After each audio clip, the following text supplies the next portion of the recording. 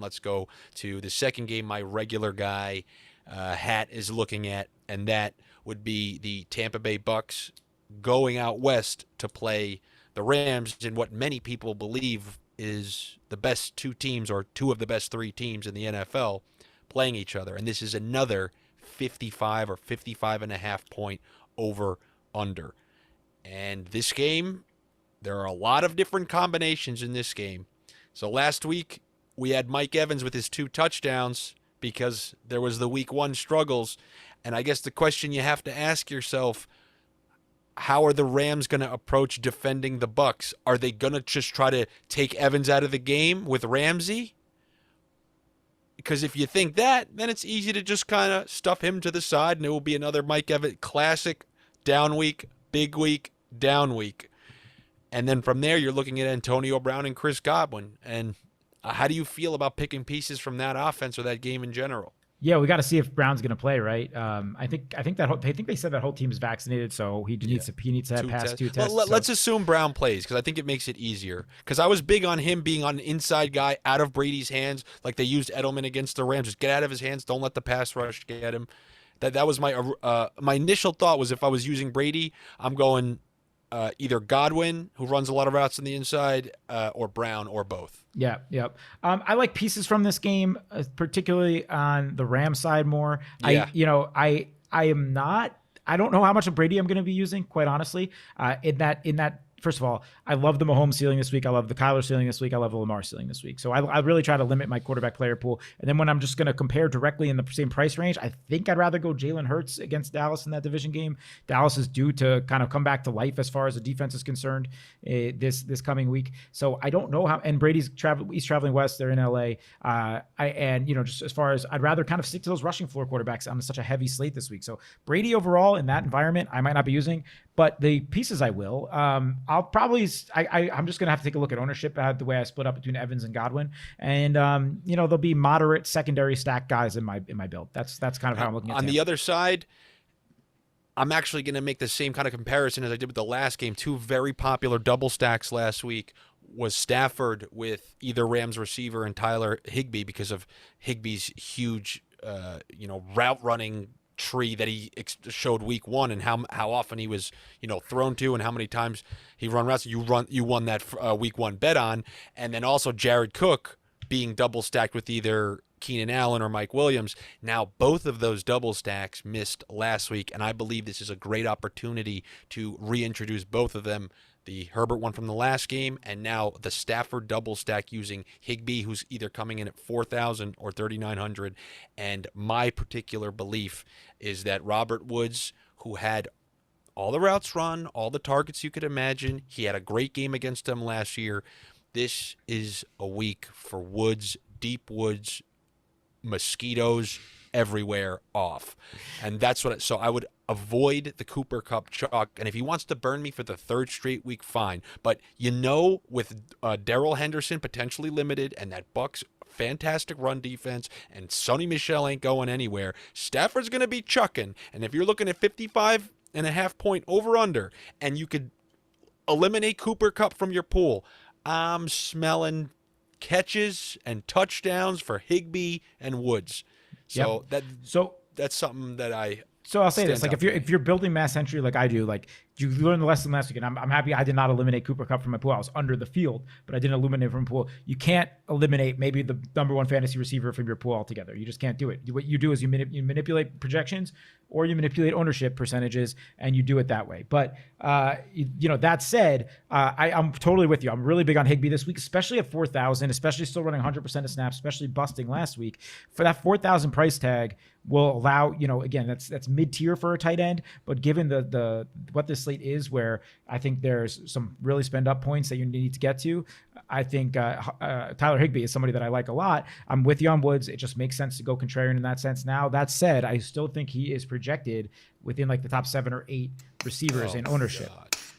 He's coming through at 15% right now. Now, again, that's much lower than Kupp's 24%. So, take that for what you will. I think Van Jefferson's in play as a cheap dart throw for tournaments as well at 3,400, also on the field of 100% 3 receiver snaps. So, I feel the same way about this side as I do about Tampa. I'd rather play Herbert over Stafford all day. Give me that ceiling. Give me that environment a little bit better. However, I love this game for secondary pieces. I'll be all over it. Just have to figure out the exact percentages because there's a lot of chalk here. And you saw what those Cowboys receivers and tight ends, if you look at Jarwin and Schultz, Dalton Schultz's numbers combined versus the Bucks, they had numbers. So Yeah. stats are there to be gained if the pass rush isn't getting through for the Bucks. But I guess we will see how that goes. Yep. Another extremely high over-under. I was a little surprised that this one matched the over-under of those two games. The Seattle Seahawks visiting the Minnesota Vikings, and they actually have a higher projected point total than them. They have they're tied for the second highest projected point total of the week. And this was a team who, DK Metcalf didn't really get going. Chris Carson didn't have a great day running, even though he punched in 2 one-yard touchdowns. And they didn't really score a lot of points in the second half or couldn't move the ball in overtime. What merits this level of theoretical output from the Seahawks? Yeah, their offense looks, maybe it's just a big play, right? They've had a couple big plays with Lockett and Swain, and they're kind of blowing up these games this way. And their defense hasn't. Derrick Henry just kind of tore them a new one last week, to the point where I think that this is such a must-win for Minnesota, coming off this 0-2 loss and a horrendous Week 1 loss to Cincinnati. Obviously, they came back and tried to come back against Arizona last week, but clearly Minnesota could put up points. Seattle could put up points. There's pieces to be had here. The question is, where do you want to go? For me, the first thought in this game, especially on what I consider to be a weak or to mediocre running back slate, Dalvin Cook, if he's 100% healthy, has to be one of my favorite guys on this slate. Just, obviously what Derrick Henry just did to them, but they're at home. I think they're going to really, really want to establish that run game, and I see him scoring to get in the end zone a couple times. But I'm with you. This is not my favorite of those mid-50s game environments as far as game stacks are concerned, but I like plenty of the pieces. And we have to mention it because now this has become kind of the team that's turned into the new Chiefs from a fantasy perspective. How are you handling the Arizona Cardinals visiting the Jacksonville Jaguars this week? Are they home? Wait, they are. I believe they're on the road, correct? Yeah, it's in Jacksonville, I believe. I believe yes, that one is in Jacksonville. Mm-hmm. Yep, it is. How are we handling it? Are you treating that like the new Mahomes? I remember last season you said, look, I'm going to have Mahomes and a certain amount of laps because any single week against any team, he could break the slate. And are you taking that same approach with Kyler Murray right now? Yeah. I definitely will be including Kyler Murray in the build. He's the most expensive quarterback on the slate. Jacksonville is so beatable. I do think that what do you have the spread on that game in front of you? I do think if they were to cover it, assuming what I'm looking at is correct, it'd be 7.5. Yeah, if it's only 7.5, first of all, I like Arizona in that spread, even traveling east. But yeah, then in that spread, I like it even more because then that's saying that Jacksonville's going to keep it within 2 scores for most of the game, and that means Kyler would have to keep his foot on the gas even a little bit. The other thing is, they use his rushing legs as kind of a game controlling tactic. You know what I mean? And that gives him it gives him such a floor. What we saw to Rondale Moore last week was great. His weapons are all over the place. And, the only concern is possible blowout game script where then maybe they'll be handing it to James Conner for the entire second half. But that doesn't concern me too much. I will be playing Kyler within reason because I do think there's a bunch of other good quarterbacks on this slate. All right. Personal sniff from me, and take what you want of this, but I believe this is the first game that James Robinson, by one way or another, puts up a decent fantasy game. Believe he's going for 5,600, something right around there. I believe James Robinson has a decent fantasy week in this game. Just a little side note there. I'd like to see it. He ran 11 times last week with 3 catches, so he had 14 total targets. 14 total touches, sorry. And he's running fine. He's 5 yards a carry week 1, 4.3 yards a carry week 2. The problem is they're getting down early so much. Yeah. Freaking Urban Meyer has a fascination with Carlos Hyde, and also I think Urban Meyer has no idea what he's doing right now, and this offense is running very, very poorly. But that said, I do have him on one of my very high stakes season long leagues, so I would like to see him get going for sure. This is just for me. this is from me to the fantasy world out there. This is the first decent week for James Robinson. I'm not going to say he's going to kill it out there, but James Robinson's going to have a good week. I'm not willing to Men's Warehouse it, but I am willing to put some of my reputation, my crumbling reputation, on it. Not a Men's Warehouse. You'll give like a free cuff link if you walk in the door. Yes, exactly. Free measurements and fittings. Right. Yeah, there you go. So outside of those games, because those are my regular guy games that I think that people would decide to include many players from. Are there any games in particular that you see that maybe think are worth noting? Yeah, I'll bring up a couple here. I think Lamar Jackson's hard to avoid this week, so let's just talk about Baltimore, Detroit quickly. Yeah, go ahead. I'm going to ask you a regular guy question because this does come from the regular guy in me. I was thinking that too. I believe that last week, him opening up his legs and just say, okay, you know what, this is what we got to do to win. That potentially is going to happen yet again. He might have a huge game. How do you handle trying to win a tournament when, okay, go ahead, stack him with Hollywood Brown, stable with Andrews, but there is no sort of consistency in the throwing, you can't trust the volume, that you don't know how they handle. It's so weird with him. Are you allowed to just play him by himself? It's one of the rare situations that I will sprinkle in some naked Lamar or even some like reverse stacking. So like Lamar with, and I'm just talking very, very deep tournaments here, like some Lamar with Jamal Williams, some Lamar with Quintez Cephas, because they have literally no one, and that guy looks okay right now. Maybe Hawkinson. But no, it's either skinny stacks. I'm not double stacking Lamar at all, or it's a little bit of run back type stuff. But it's more this. His floor is incredibly high. He looks really, really good. Denver's defense is really soft. They leave a lot underneath, so there's a lot of like room for him to have those 8-yard runs to basically just kind of compile his way over to that 100-yard rushing mark. And Detroit's offense, we've seen now, at least for the first half of the Green Bay game, definitely for all of Week 1, is competent enough with a solid offensive line that they will put up points. And we've now seen Baltimore's defense give up 27 and 35 points in weeks 1 and 2, and this game's in Detroit. So I actually think game script could be okay here for Lamar, to the point where, he might put up 40 points in this game if he has to kind of keep trying to score throughout. So he looked great last week. He looked maybe as good as he had in any game since his MVP season.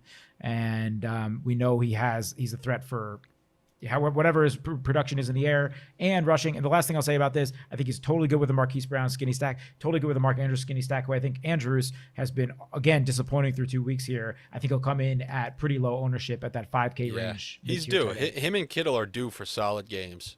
Yep, absolutely. Totally. Yeah, Andrews coming in under 10% right now, so I like that. That's definitely a good choice. I have one other game I want to bring up. Go ahead.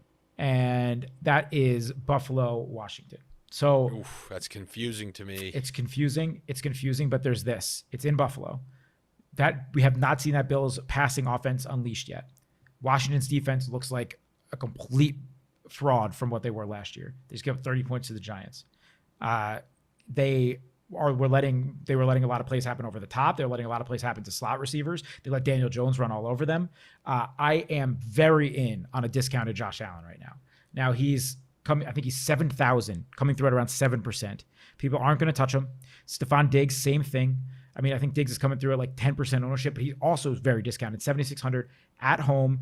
The matchup doesn't scare me. I'm not looking at the team totals. I'm not looking at the game totals. I'm looking at a Josh Allen, 350-yard, 3-touchdown, rushing in for a touchdown. Get Devin Singletary out of here. Get Zach Moss out of here. I think any kind of double stacks with Diggs, Emmanuel Sanders, Cole Beasley are okay. You could throw in Gabriel Davis in the tournament. Just look what Darius Slayton should have done to them last week.